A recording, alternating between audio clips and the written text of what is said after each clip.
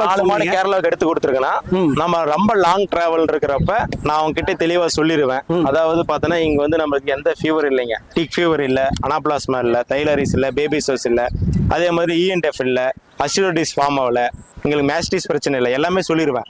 ஆனா அங்க போயிட்டு இப்போ பிளட் செக் பண்ணக்கூடாது. அங்க போயிட்டு செட் ஆயிட்டு ஒரு 2 நாள் கழிச்சு பிளட் செக் பண்ண சொல்லிடுவேன். ஆனா அவங்களுக்கு எல்லாமே தெரியுதுங்க.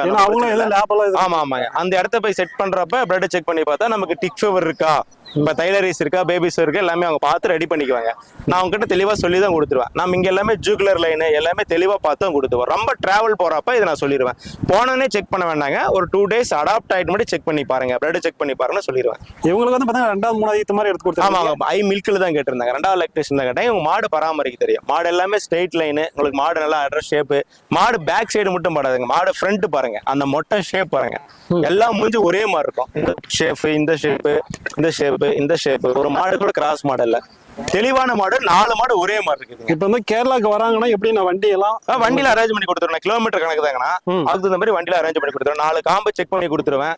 உங்களுக்கு எல்லாமே தெளிவா பார்த்தா பண்ணி கொடுத்துருவேன். அட்ரஸ் ஷேப் பாருங்க, எல்லாம் ஒட்ரேஷன் கீழே தான் இறங்கி வருது. ஒரு மடி கூட மேல இருந்தா எல்லாம் இறங்கி வருங்க. இது பாருங்க. ஓகே ஓகே, நமக்கு வந்து 4மே சேர்த்து ஒரு 80 மேல கரெக்டா. ஆமாங்க, 80 to 100 லிட்டருங்கண்ணா. இது பாருங்க அட்ரஸ் ஷேப், இதோட அட்ரஸ் ஷேப் பாருங்க, எல்லாம் தெளிவா இருக்குதுங்க. ஓகே ஓகே, கால் வாக்கிங் டிஸ்டன்ஸ் பார்த்தாவே நீங்க கண்டுபிடிச்சிக்கலாம். அப்படி ஓட்டுங்க.